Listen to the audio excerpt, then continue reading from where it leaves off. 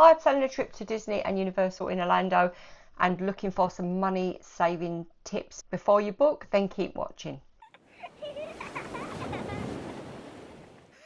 Hi, I'm Sarah. This is Mini Travellers. We're here to help you plan your Disney and Universal holiday and save money. And it's all about the planning. The thing with Disney and Universal is it's so expensive, and you can book a package.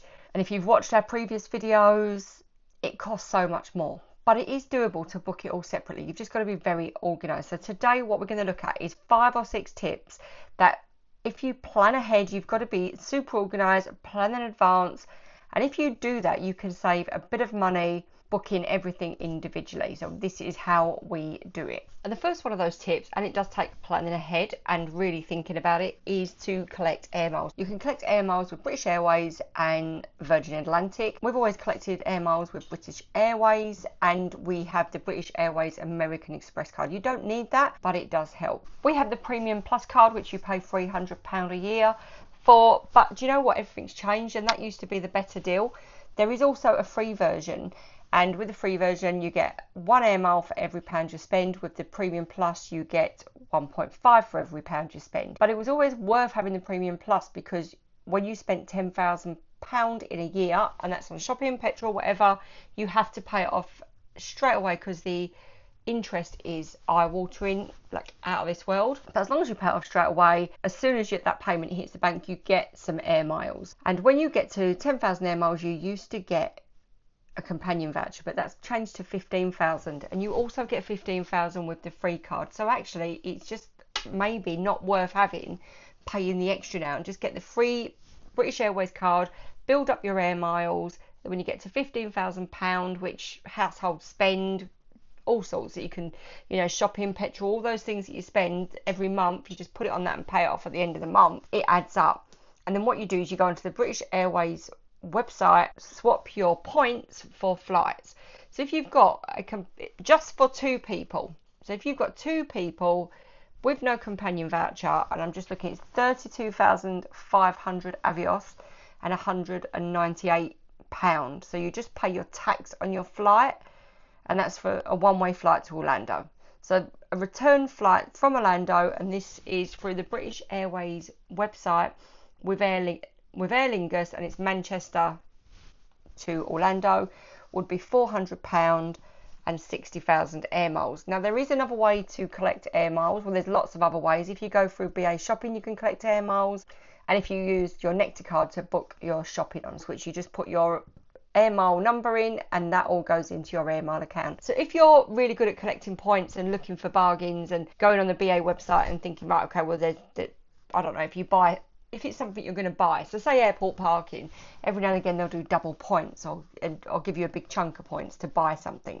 And if that's something you're going to buy anyway, you might as well do it that way and get the points and build them up. And it's just been a rolling thing that we've built them up for years. But what that's meant is we've flown all over with our kids and used the companion vouchers and just paid the tax on the flight. So if you get a really good price with BA and just pay the tax on an Orlando flight, you can fly for £150 return. It's crazy. So you've got to plan in advance. So when those flights come out of BA, you've got to be ready to book them a year in advance and have the air miles ready. Number 2 is to book your hotels separately and use loyalty points to book your hotel. So if you shop at Tesco's, now if you shop at Sainsbury's, then you're going to collect your air miles. But if you shop at Tesco's, if you save up all your Clubcard points, you can cash them in for hotel visits. You probably know that. But what we do is we never touch them. And then when we go somewhere like Florida, or if we're going to Barcelona on a cruise, whatever we're doing, we use the Clubcard points to book our hotel. And you used to get 3 to 1. Now you only get double. But still, if you've collected £300 of Tesco Clubcard points, which is easy to do with a family, then that means you've got £600 off of your hotel. And you do that through hotels.com. I mean, you have to pay up front for your hotel when you're cashing in your vouchers, so you've got to just be ready, have your money and book in advance. But the great thing about that, you're saving a big chunk off your hotel. So last time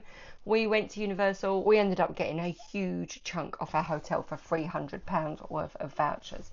So it's definitely worth doing. And it's hotels.com using your Tesco Clubcard vouchers. So we stayed on site at Universal and were able to use our vouchers. If you don't collect vouchers, then another great thing to do is to use booking.com and book your hotel, but monitor the prices. If you book it on a rate that you can cancel it at any time, then if that hotel goes down, then you can rebook it. My friend last year, we were travelling together. I'd booked through hotel.com with my Tesco vouchers. She booked on booking.com and her hotel went down by £250. So she was able to cancel it and rebook it. Now, she did book it first because she knew that she could cancel to make sure that you can secure that rate. So don't cancel your current rate until you get the new rate on the hotel. You've just got to monitor your prices, and it's amazing how prices on hotels everywhere fluctuate over the year depending on sales and all sorts of different factors. Number 3 is travelling off of peak time. Now this is not easy when you've got a family. Look at your school holidays, because sometimes you get like a free week. What we used to do is we used to book that week if it was like a week added on to Easter.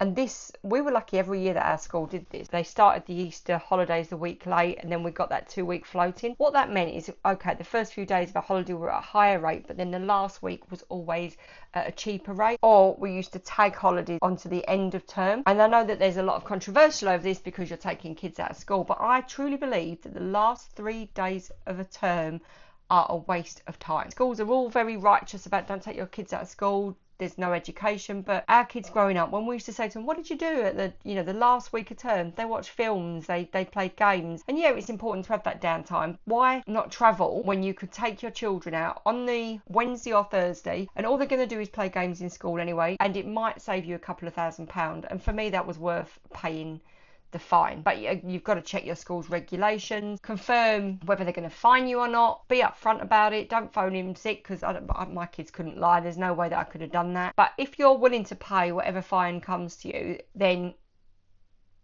it's worth looking into. Another way to save money is to stay off site. Now, we love staying on site. We've stayed on site and we've stayed off site. And if you watch last week's episode, then you will see all the different options. I will link that video down below of all the different options and how to decide where to stay. But staying off site, the cheapest way is somewhere like International Drive or Kissimmee. There are hotels that are less than half the price sometimes of staying in a Universal or Disney hotel. You've also got the budget hotels in those complexes, so that you could go for one of those, or you could go for a villa. Now, a great way of doing this is if you travel with another family and hire quite a big villa, then that is a considerable saving, and you could do it quite cheaply doing it that way. You don't even need a villa. If you could stay in a condo, and there's lots of condo apartments, three bedroom apartments where you can take a family, 4 kids, 5 kids, and you can fit into one of those condos quite easily. They've got pool complexes, and a lot of them have transport, or they've got parking. So a condo is a really affordable way to do it. If you really do want to stay on site at Walt Disney World, then look at offers. Now, this is not something I can give a hard fast link here because it changes all the time.